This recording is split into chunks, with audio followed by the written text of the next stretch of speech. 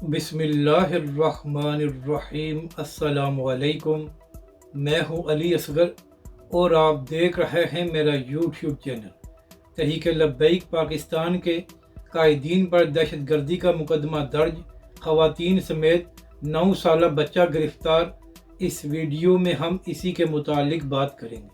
नाज़रीन इकराम, इससे पहले नून लीग की हुकूमत में PTI की ख़वातीन को गिरफ़्तार किया गया था और सब तकरीबन 1 साल तक जेल में रही हैं। और नाज़रीन इकराम, उनके बारे में नून लीग की हुकूमत का मौक़िफ़ ये था कि जब 9 मई को प्रोटेस्ट किया गया था और फ़ौजी तनसीबात पर हमले किए गए थे तो ये ख़वातीन वहाँ पर मौजूद थी, तो जिसकी वजह से इनको गिरफ़्तार किया गया है। ये अलग बात है कि जिन लोगों ने प्रेस कॉन्फ्रेंस करके इस्तेकाम पाकिस्तान पार्टी को ज्वाइन किया था उनके सारे गुनाह मुआफ़ हो गए थे। इसी तरह इमरान खान की अहलिया को भी गिरफ़्तार किया हुआ है। तो इस हवाले से इमरान खान साहब का भी यही मौक़िफ़ है कि मेरे ऊपर दबाव डालने के लिए मेरी अहलिया को गिरफ़्तार किया गया है। यानी कि नाज़रीन किराम, नून लीग की हुकूमत में मुखालफिन की ख़वातीन को भी गिरफ़्तार किया जाता है। अब नाज़रीन किराम, जहाँ तक बात है तहरीक लब्बैक पाकिस्तान की, तो चाहे तहरीक लब्बैक पाकिस्तान धरना दे या वैसे प्रोटेस्ट करे, तो तहरीक लब्बैक के धरने या प्रोटेस्ट में ख़वातीन बिल्कुल भी शामिल नहीं होती। मगर नाज़रीन इकराम, इसके बावजूद चादर और चारदीवारी के तकद्दुस को पामाल किया जा रहा है और तहरीक लब्बैक के ज़राए ये दावा कर रहे हैं कि कुछ तहरीक लब्बैक पाकिस्तान की ख़वातीन को भी गिरफ़्तार किया गया है। इसी तरह नाज़रीन इकराम, तहरीक लब्बैक के ज़राए ने यह भी खबर दी है कि फैसलाबाद में जो तहरीक लब्बैक पाकिस्तान के अमीर हैं उनके 9 साला बेटे को भी पुलिस उठा कर ले गई है।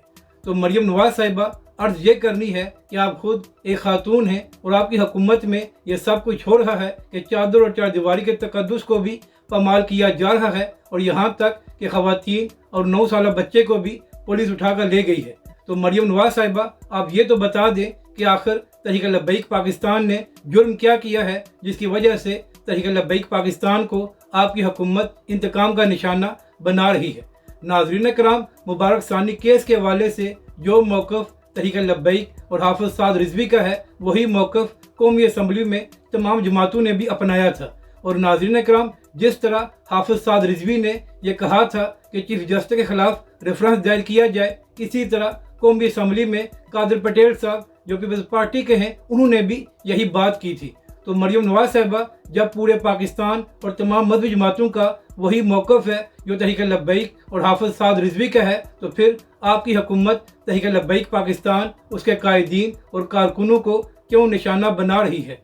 नाज़रीन किराम, गैर आइनी फैसला सुप्रीम कोर्ट से दिया गया है और निशाना तहरीक लब्बैक पाकिस्तान को बनाया जा रहा है। नाज़रीन किराम, मरियम नवाज़ साहिबा को बताना यह है कि इमरान खान की हुकूमत में इससे ज़्यादा जुल्म तहरीक लब्बैक और उसके कायदीन पर किया गया था, मगर तहरीक लब्बैक पाकिस्तान अपने मौक़िफ़ से पीछे नहीं हटी थी। और अब तो पूरे पाकिस्तान और तमाम उलमाए कराम का यही मौक़िफ़ है कि मुबारक सानी केस में जो फैसला दिया गया है वो गैर आइनी और गैर शरई है। तो फिर मरियम नवाज़ साहिबा, आपकी हुकूमत तहरीक लब्बैक पाकिस्तान को क्यों निशाना बना रही है। नाज़रीन किराम, कल तहरीक लब्बैक के कायदीन ने एक प्रेस कॉन्फ्रेंस की थी जिसमें सैयद इनायतुल हक शाह साहब, डॉक्टर शफीक अमीनी साहब और दीगर लोग मौजूद थे। तो नाज़रीन किराम, वो प्रेस कॉन्फ्रेंस करने के बाद तहरीक लब्बैक पाकिस्तान के इन कायदीन पर भी दहशत गर्दी का झूठा मुकदमा दर्ज कर दिया गया है।